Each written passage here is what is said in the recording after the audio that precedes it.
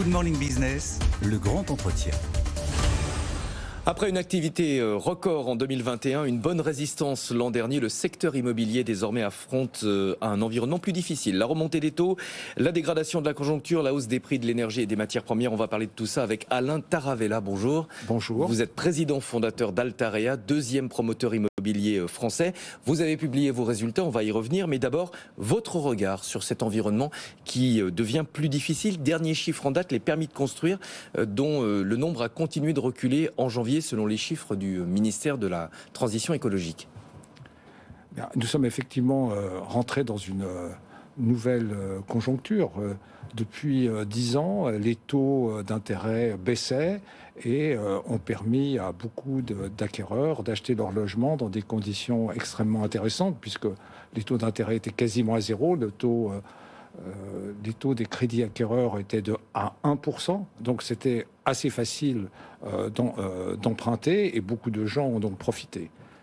Parallèlement, il y avait quand même un certain nombre de difficultés à avoir des permis de construire, comme vous le disiez, et ça s'est réduit. Donc il y a eu une sorte de spéculation à la hausse, il y avait moins d'offres, la demande était facile avec les crédits acquéreurs à un juste prix, et donc les prix ont monté.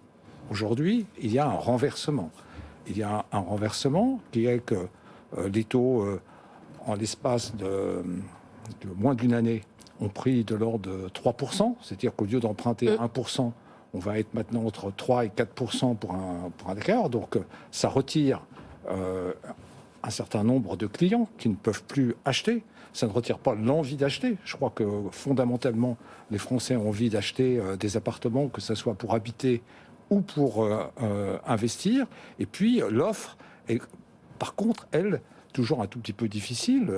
Il n'y a pas assez d'offres pour permettre aux gens d'habiter. Donc on a toujours un certain déficit d'offres et on a une demande qui est un tout petit peu plus faible puisque les gens ne peuvent plus acheter. Ceci dit, nous, ce qu'on constate, c'est qu'il y a toujours une volonté des Français d'acheter.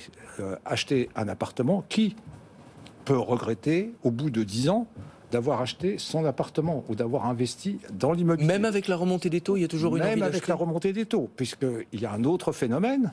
Mais une envie, ça fait pas le business. Il y a un autre phénomène, c'est l'inflation. Aujourd'hui, on est en période inflationniste. Donc, quand vous achetez un appartement aujourd'hui, au prix d'aujourd'hui, même avec un taux d'intérêt un peu plus élevé, vous avez quand même l'espoir que cet appartement, la valeur de cet appartement augmente avec l'inflation et que votre capital soit préservé. Donc il y a toujours un intérêt pour les Français d'acheter, soit pour eux-mêmes, soit pour investir, mais c'est vrai qu'il y a une couche de clientèle qui a été exclue. Donc il faut effectivement trouver des solutions pour ramener cette couche de clientèle au logement. À ce contexte économique dont vous nous avez bien dressé le portrait, s'ajoutent quand même les problèmes de hausse des matériaux, ce qui en plus est une couche de difficulté pour vous. Est-ce que ça se stabilise? Est-ce qu'on voit ça rebaisse un petit peu?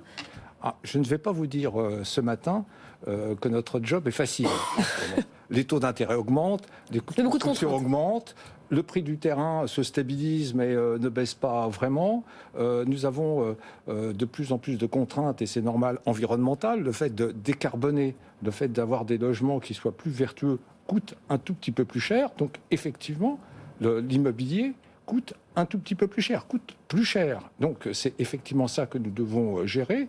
On doit retravailler sur nos projets, avoir des produits qui soient plus accessibles, parfois un peu plus petits que ce que nous vendions auparavant. Il vaut mieux un appartement qu'on puisse acheter de 65 mètres carrés qu'un appartement qu'on ne peut pas acheter de 70 mètres carrés. Donc c'est tout ce travail-là que nous sommes en train de faire. On est dans une phase de retournement, mais il faut... Aujourd'hui, les Français n'ont pas encore repris conscience de l'apport positif de l'immobilier en période d'inflation. Et vous dites phase de retournement, vous dites pas arrêt brutal? Non, parce que les besoins de logement sont immenses. Moi, j'ai une grande conviction. Nous sommes... La ville devient de plus en plus importante. Les besoins sont immenses. Il va falloir transformer les logements. On va avoir... dit-on, 1,5 million de logements qui ne vont plus être sur le marché parce que ce sont des passoires thermiques. Il va falloir les restructurer. Les besoins sont immenses. Aujourd'hui, il y a des difficultés pour les gens pour trouver des appartements en location dans certains endroits. Donc il y a des besoins, il y a une crise, il y a un moment un peu compliqué où les taux d'intérêt montent, les prix doivent s'ajuster et les acheteurs n'ont pas encore conscience que l'appartement qu'ils vont acheter vaudra plus cher demain. Voilà, tout ça est en train de se faire. On va parler de vos résultats 2022, résultats nets récurrents en progression de 4,2%, 265 millions d'euros. 275. 75. Voilà. On n'est pas à 10 millions près. Oui, enfin, si, oui, mais bon, voilà. Qu'est-ce qui explique la hausse de ce résultat ? Nous, en fait, ce qui s'est passé en 2022, notre groupe est multiple. Il fait bien sûr du logement, c'est son activité principale. Il fait du bureau. Et du bureau, nous avons eu une année extrêmement forte. Nous avons vendu une partie du siège d'Orange. Nous avons construit un immeuble à la Défense. Plus 47% sur l'activité bureau. Donc, et notamment, je voudrais juste, sur un immeuble à la Défense que nous avons fait pour Cybercampus Défense, c'est-à-dire la société qui regroupe les grandes entreprises et l'État qui travaillent dans le domaine de combattre le cyberterrorisme. Donc là, on a loué un immeuble entier, nous l'avons vendu à des gens qui font ce métier-là. Et surtout, il y a quand même une chose, c'est que la crise arrive, mais la crise peut s'arrêter. Nous avons des commerces. Ces commerces, qu'est-ce qui s'est passé depuis 2 ans ? En 2020, tout le monde disait que le commerce dans les centres commerciaux était mort. Les centres commerciaux étaient fermés à cause de la pandémie. Puis on se rend compte, en 2022, que les clients sont revenus dans les centres commerciaux, donc nos loyers ont de nouveau été payés, nos recettes ont augmenté de 20%, ce qui est énorme. Les commerçants vendent mieux, vendent plus qu'en 2019. Donc voilà, on est un groupe multiple avec de multiples activités. Ces activités subissent des ralentissements, des crises, mais ça revient. Et c'est pour ça que c'est le mixte de tout ça qui fait que le commerce marche mieux, le bureau marche mieux, le logement marche un peu moins bien. Le tout, ça fait une petite progression. La réalité, quand même, c'est qu'on a des mètres carrés de bureaux vacants avec le développement du télétravail. L'immobilier commercial, c'est compliqué dans les villes de taille moyenne. On a des rues entières où les magasins ont fermé leurs portes les uns après les autres. Est-ce que vous êtes inquiet à la fois pour l'immobilier de bureau et pour l'immobilier commercial ?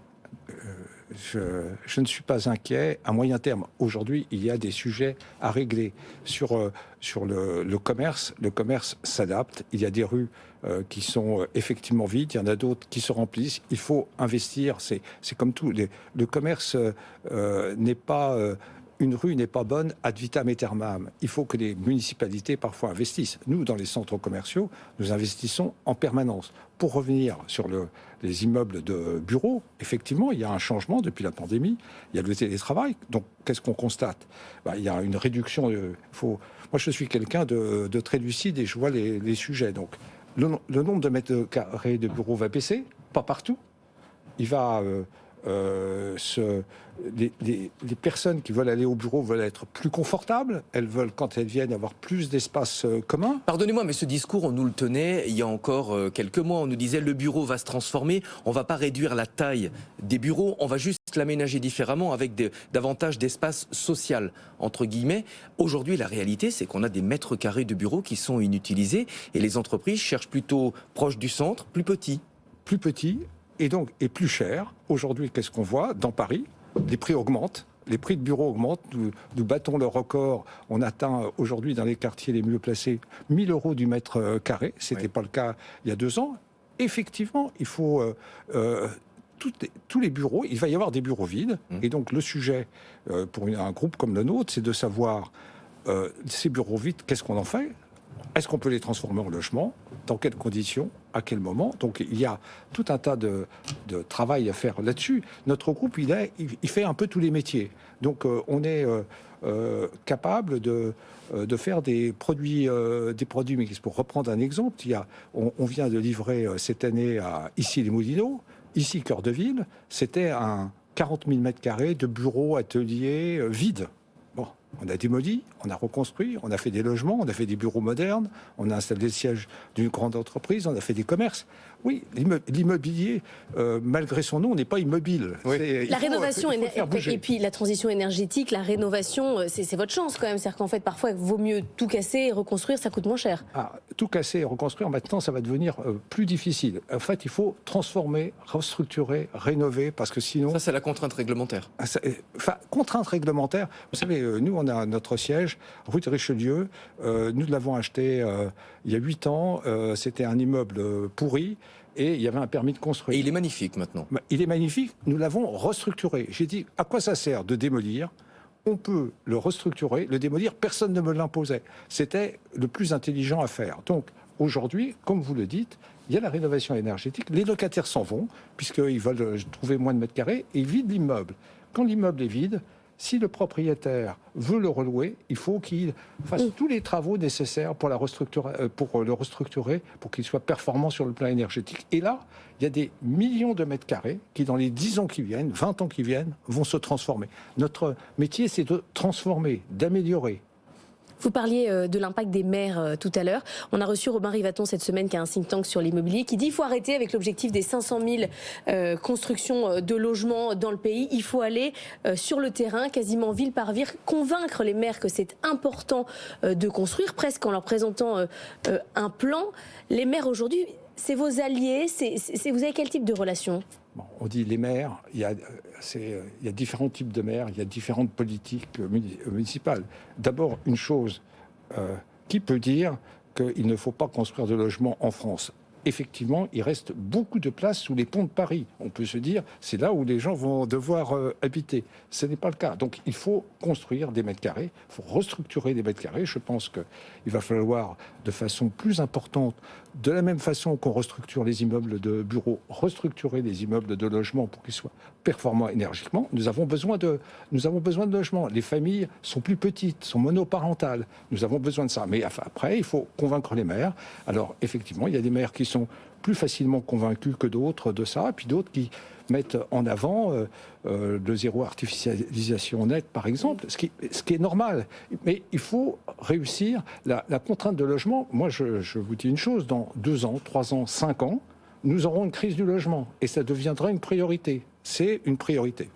Merci beaucoup d'avoir été avec nous. Alain Taravella, président fondateur d'Altarea.